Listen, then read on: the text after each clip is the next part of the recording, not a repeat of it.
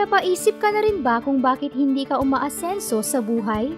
Kung bakit ang karamihan sa mga mahihirap ay patuloy na naghihirap at hindi nakakaahon sa pagkakalugmok? Yung tipong nagkakakandakuba ka na sa trabaho pero kulang pa din ang kinikita mo.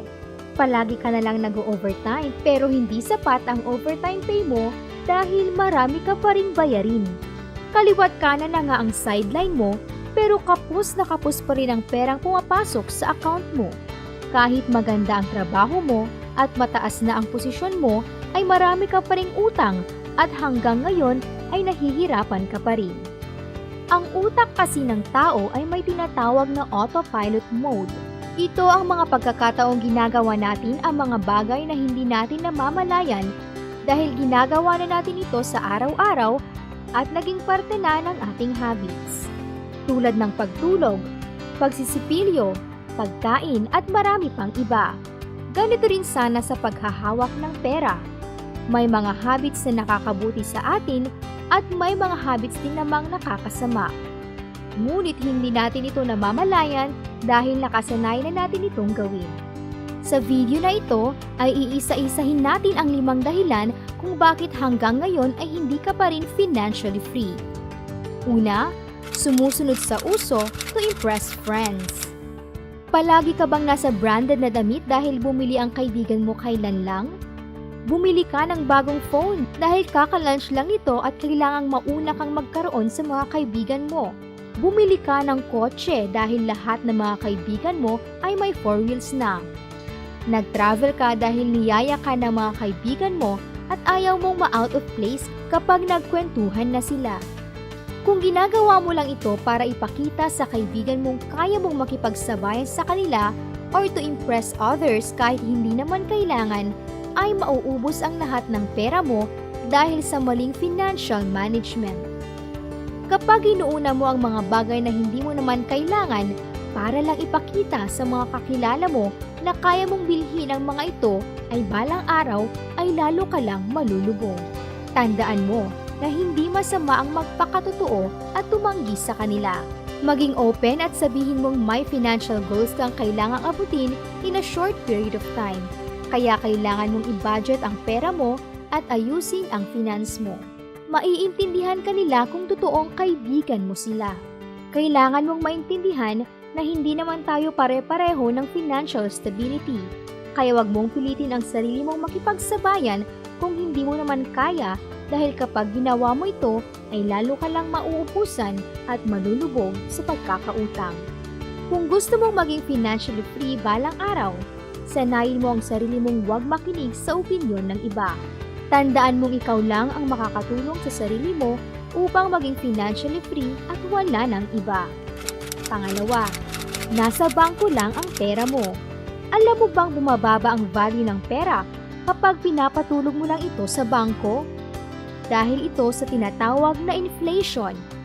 Ito ang patuloy na pagbagsak ng value ng pera dahil sa patuloy na pagtaas ng mga bilihin.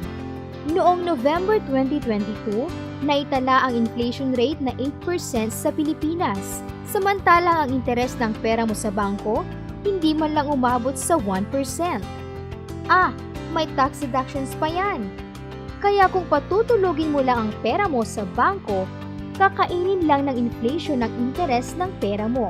Kaya nga kahit anong laki ng itinaas ng sahod ng iba ay kulang pa rin dahil sa taas ng mga bilihin at inflation rate. Kaya sa halip na patulugin mo ang pera mo sa bangko, aralin mo kung ano-ano ang mga assets na may mataas na interes upang mapalago mo pang lalo ang pera mo. Pangatlo, wrong spending habits. Ito yung mga taong galante kapag payday. Yung grabe gumastos kapag may malaking komisyon na natatanggap. Palaging nasa mamahaling restaurant. May mamahaling damit. Palaging nasa travel. May mamahaling relo. Palaging nasa mamahaling coffee shop at iba pa. Ito ang senyales ng pagiging one-day millionaire. Wala namang masama kung ititreat mo ang sarili mo dahil ang perang iyan ay pinaghirapan mo nga naman. Pero, mas magandang gawin ang mga ito kung mayroon tayong excess budget and money for it. Kung ginagawa mo lang ito dahil gusto mo lang, ay baka mabaon ka sa utang. Paulit-ulit ka ring mauubusan ng pera at magiging cycle na ito sa buhay mo. Iilan lamang ang mga ito sa mga maling habits ng karamihan na siyang humahadlang sa kanilang pag-asenso. Sa huli, ay ang disiplina pa rin natin sa sarili ang magiging susi upang makamit natin ang ating financial goals. Pang-apat, inuuna mo palagi ang expenses. Madalas na ginagawa ng tao ang unahin ang expenses bago ang magtabi ng savings kapag nagkakapera. Bayad ng bills, pili ng kotse kahit hindi naman kailangan, inuman, shopping, lalabas ang bagong model ng iPhone. Buti na lang may credit card. 24 months to pay naman. Mabilis lang yan. Kung ganito palagi ang habits mo kapag nagkakapera ka, ay siguradong babalik at babalik ka sa pagiging broke. Back to zero, ika nga. Ang mga tao kasing financially free ay inuuna lagi ang pagtatabi ng pera bago gumastos. Inuuna kasi nilang isipin kung paano ba sila magkakaroon ng passive income at stable cash flow bago nila unahin ang mga material na bagay. At ang panglima, procrastination. Mas kilala ito sa tinatawag na bahala na o saka na mentality. Saka na ako mag-iipon kapag tumaas na ang sahod ko. Saka na ako magnenegosyo kapag alam ko na ang gagawin ko. Saka na ako mag-i-invest kapag natuto na ako. Bahala na kung wala akong ipon. Pwede naman akong humiram. Bahala na kung wala akong insurance, wala naman akong sakit. Bahala na kung wala akong negosyo, maganda naman ang trabaho ko. Ang procrastination ay resulta ng lack of planning at financial management. Ang mga taong walang financial management ay madalas na biktima ng impulse buying at overspending.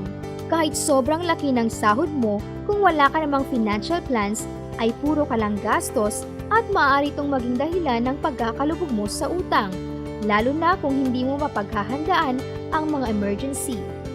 Bigla ang pagkawala mo ng trabaho at retirement. Sa 5 dahilan kung bakit hanggang ngayon ay hindi ka pa rin financially free na nabanggit natin, alin sa mga habits na ito ang palagay mo ay pinakadahilan kung bakit hanggang ngayon ay hindi ka pa rin financially independent? Gusto naming malaman. Ilagay mo ito sa comment section upang matulungan ka pa namin sa mga susunod na video. Maraming salamat! Thanks for watching! Don't forget to subscribe and hit the notification bell for more coming videos.